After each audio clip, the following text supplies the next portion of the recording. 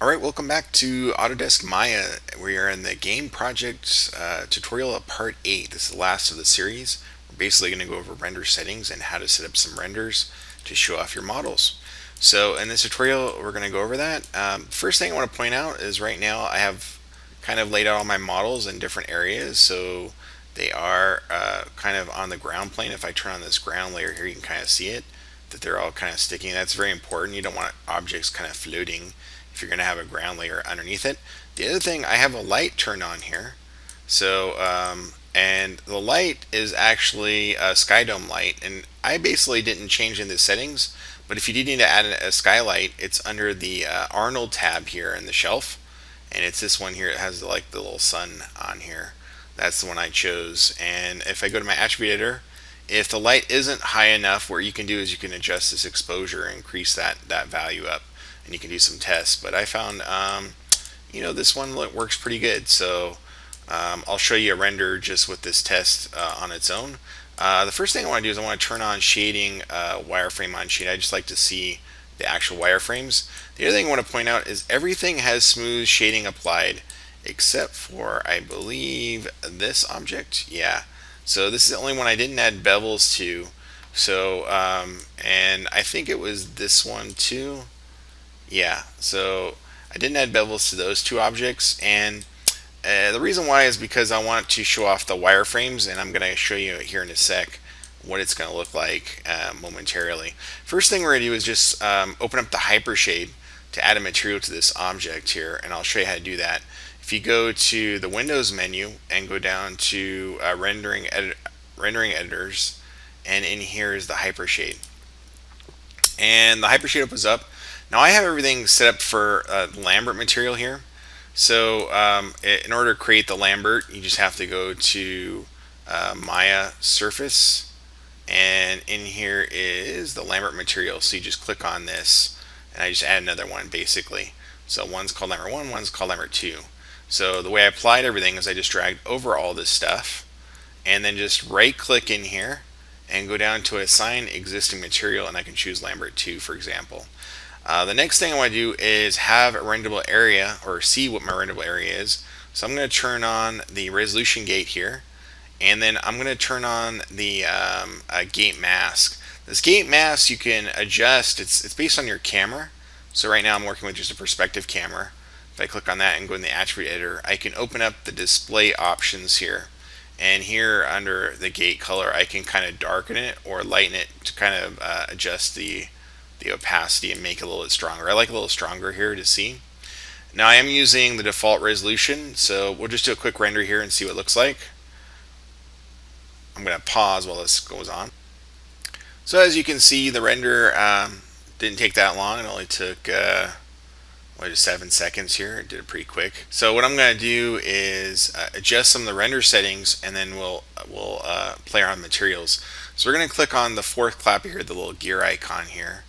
And in here, under the render settings, the first thing we're going to do is go to the Arnold Render. And I'm going to up the samples a little bit. I'm going to change the camera to 4. And I'm going to change the diffuse to 3. And the specular to 3. Then I'm going to go to the Common tab, which is the first tab here. And scroll down, and I'm going to change the resolution to 2048 for the width and 1024 for the height. So this will give us better quality image overall. So again, it's 1024 by, or 2048 for width, 1024 by height, and under the Arnold Render we got 4, 3, and 3. So I'm going to close out. We don't need this open anymore. And now I could test another render here, and I'm going to pause after I click on this, so because it will take a little bit longer to render. But I'm going to save this, just this short render, just so we can compare time-wise what happens here.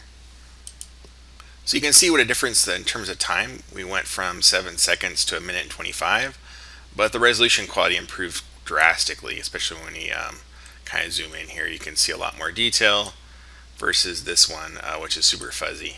So yeah, so big difference when you up the resolution. Definitely important to do that. Now the next thing we're going to do, and you can see here it's kind of this is what Lambert Material does. All the objects are non-reflective. It's kind of flat, but it kind of shows off everything okay as a simple render. We're going to do a couple of different materials though we're going to try out here. So we're going to open up the Hypershade again. So I have the Hypershade over here. And we're going to start with a Arnold shader. So you click on Arnold and then shader here, or actually just click on the shader. You don't technically have to click on Arnold. And then the one we're going to add is a Ambient Occlusion shader. This one's kind of a nice shader to kind of show off your work. So we're going to click on that. Here it is. You don't have to name or anything. It's called Ambient Occlusion 1. So what I'm going to do here is I'm just going to select everything in my scene here, just like that. And I'm going to right click again, go down to Assign Existing Material, and look for that Ambient Occlusion. Now this technically doesn't have to render with lights. So Ambient Occlusion, what it does is it renders out shadows in sort of faux pas shadows for each object. So I'll show you. I'm going to save this render here, and then I'm going to render out the other one. I'm going to pause here while it renders. So you can see here render time, it took 22 seconds, which isn't that bad compared to the minute and 25. Now I might have a beastie machine, so your computer might be rendering a little slower or faster depending on how fast of a computer you have. I have 64 gigs of RAM on my machine, so it's kind of beastie and a pretty decent graphics card. So again, you're not going to see those cast shadows with the Ambient Occlusion, but it is kind of a nice render to kind of show off your objects, your modeling. So if you ever want to save out these individual renders, all you gotta do is go File, Save Image, and then you can keep the raw image if you're like the Ambient Occlusion would be fine for that. But you can also, if you are going to do color managed files, you can also choose to save out a version like that. And then all you got to do is click in here and choose the format you want. I recommend JPEG, for flat images like this. But if you're showing off transparency, and I'll show a couple images where that is at the end of this tutorial series, you can click in here and go down to the OpenEXR is a great format for that. And then you can open up that in Photoshop and take a look. Okay, so I'm going to close it out. The next thing we're going to try is we're going to try a wireframe on a Arnold surface. So it's a little bit more complicated, but not too complicated. So we're going to go to Arnold Shader, and we're going to choose AI Standard Surface. And we're going to name this one. So we're going to call this, we'll call it, white wire. And what we're going to do is with the white wire in the color attribute here, we're going to click on where it says the color, this little checkerboard. And what it's going to do, it's going to navigate, open up this node editor. And what we're going to do is we're going to click on Arnold Shader, and we're going to add a wireframe inside that shader.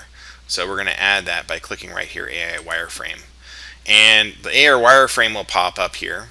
Now, what we're going to apply eventually is the white wire that I renamed though, not this AI wire, because they're connected.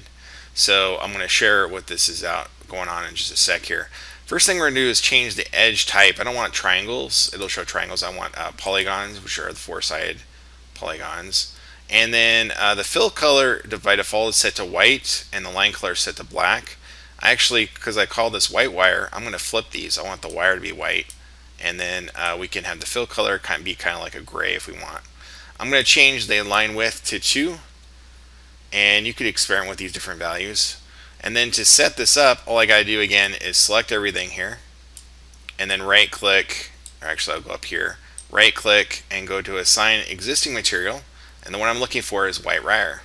So once I do that, I'm going to go ahead and open up my renderer again, and then I'm going to click on the clapper here.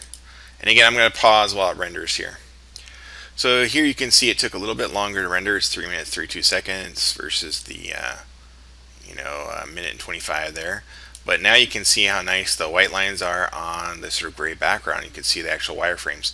Now you'll notice the lightsaber and the crowbar are almost solid white. The reason why is because we're so far out from it that most of the detail is kind of being obliterated, and it's becoming sort of a solid white object here. I'll do some close-up renders, or I'll show you a close-up render where you'll actually see that detail later on. Now, we could just flip the lines, but I'm going to go through the same process again just because it's kind of fun to go through that process of figuring out how to create this new AI standard shader. So we're going to click on, again, Arnold Shader, and we're going to choose the AI standard shader, which is, where is it here? AI standard surface shader, right here. And then with this one, we're going to rename it. We're going to call this one Black Lines. And then in the color node, again, you click on the little checkerboard.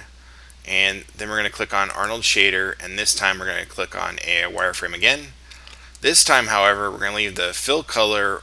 Let's see, we did white lines. So we'll leave the black lines and the white for the fill, and we're going to change the triangles to polygons. This time we'll change the width again to 2 for the line width, and then we'll do a render after I select the objects in the scene. So you have to select these objects, and then again right click, go up to closer, right click, assign existing material, and this time it'll be called black lines. And then I do want to save my other render, this one here. So I can do that by clicking this little save icon. As long as I don't close this out, it'll be saved here. And then I can go File, Save Image to save each of these images. And then I'm going to click on this clapper here. And again, I'll pause while it's rendering. So we can see here it took 3 minutes and 6 seconds to render this one. Versus this one was 332. So it took a little bit less time. But you can see the kind of effect there with the nice shadows and everything. So the next render we're going to do is we're just going to do a standard AI standard surface shader. So again, I'm going to minimize this. I'm going to click in here, and I'm going to just add a Arnold and shader, and then choose the AI standard surface shader. And this one is called AI standard surface 3. I could just remember that name, or I could rename it, but I'm just going to remember that one, AI standard surface 3. I'm going to select everything here. Again, right click, go to assign existing material, and I'm going to choose that AI standard surface 3. And now when I open up my render, I'm going to save this render out. Click on that little save icon. And then again, I will click the renderer here, and we'll just pause while it renders here. Alright, you can see that render took 3 minutes 31 seconds. And it's just nice, reflective, kind of smooth render. It's nice to have different variations. So the AI standard versus the wireframe on black versus wireframe on white versus Lambert and versus low res. We can see them all here. I'm going to go ahead and save this render out. And then the last one we're going to do is a straight up wireframe. But this time in the channel box here, I'm going to turn off my lights and my ground layer. I'm going to show you what this will look like with transparency. So I'm going to go to my Hypershade again. And this time I'm going to click in here and just go to Arnold Shader and click on the AI Wireframe Shader. Just click that straight up. And it's called AI Wireframe 3. So that's the name I'm going to be looking for to apply to everything. And we can leave it on triangles just to see what triangles will look like, which might be kind of interesting to see. But I think fill color white, black, fine. And then let's change the width to 2. And then we'll switch it from triangles to quads in just a sec here. So I'm going to go ahead and select everything, and then right click, and let me do that again. Select everything, and then right click in here, assign existing material, and I'm going to go down to, I see wireframe. Let's see, where is it? AI wireframe 3. That was the correct one. Now I'm going to click on the renderer, and this should be a lot faster because there's essentially no light in the scene, so you can kind of see it. It's like jumping really fast. Now we can render it with the background also, just to see what the difference would be here. But I just wanted to see what I wanted you to see what triangles look like versus the quads. You can see how the triangles are sort of dividing up everything. So, and it's based on the smoothing. That's why there's lots of density here, because it's smoothed out. If I didn't smooth that object, it would be very different. But let's add the ground plane here, and then I'm going to go back to the Hypershade. Let's see, here's the Hypershade. And this time I'm going to, let's see, click on AI Wireframe 3. I'm going to switch it back to quads, which is the polygons. Leave everything else the same. And then click on my render again. And this time we are going to render the ground, so it should be a little bit brighter in that sense, but it'll still be a very fast render overall comparatively. I'm going to pause while it renders though. So I did forget that I forgot to apply the new material to the background, and so in the beginning it started to render with shadows and stuff, but you can see how fast it renders. It was just 9 seconds here. I am going to save this out, and then I'm going to render out without the ground plane. So again, that ground layer, I'm just going to hide it, and then we'll do one more render here. So we'll render this out real quick. Go ahead and pause while it's rendering. Actually, I don't even have to pause. It's almost done rendering. So what I'm going to do is I'm going to save this out as an EXR. So I'll go File, Save Image, and Open EXR is the format I want, which is the very bottom of the list. And then give it a name, whatever I want to call it. So I'll call this Wire Test. I'll call it 3 since I already have a 1 and 2, and I'll hit Save. And then I'm going to open these up in Photoshop. So I have one already open in Photoshop. I'm going to open up this other one though real quick. And so here's Wire Test 3. And it's going to ask if you want alpha transparency, and I do. So I click OK. And this is what it looks like. So you can see a checkered pattern here with transparency. So I'm going to add a new layer here, drop it below, and just fill it in like I did with the other layer. Now it's giving me this warning that I can't paint because it's a 32-bit image. So I have to change the image mode to 16 or 8-bit. I'm going to choose 16 here. So, and then I'm going to hit Don't Merge, and then I can click on the background. And now you can kind of see and show off, the level of detail of your line work with transparency, which is kind of fun. Now on this tab here, I've already done it on the side. I wanted to show you low versus the high render. So this is the saber and the crowbar, and this is with no smoothing applied. So you can see all the polygons here. But once I apply smoothing, it adds a lot more geometry and a lot more detail, and that's really cool.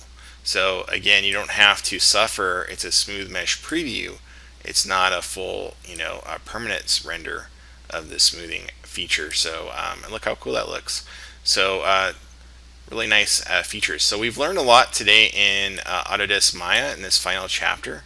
We learned how to set up our render settings. I'm just going to minimize this a little bit here. We learned how to apply multiple materials to our scene to create from the very beginning here. Let's go all the way back to the beginning. Looks like it didn't save all the ones, but I had, oh no, I did have some. Here we go. This is the beginning. I did some pre-renders before. So we did very low res. We upped the resolution to get the higher res with the Lambert. And then we swamped Lambert for an AI standard material, but with a wireframe input into the color. And we switched the line weight to white, and then we switched it to black with a new AI standard with wireframe, and then we did the AI standard by itself, and then we did just a wireframe by itself so you could see that, and then finally a wireframe with no background so you could see the transparency. So I hope this tutorial was enjoyable and you learned a lot, and until next project, see you soon in Autodesk Maya. Cheers!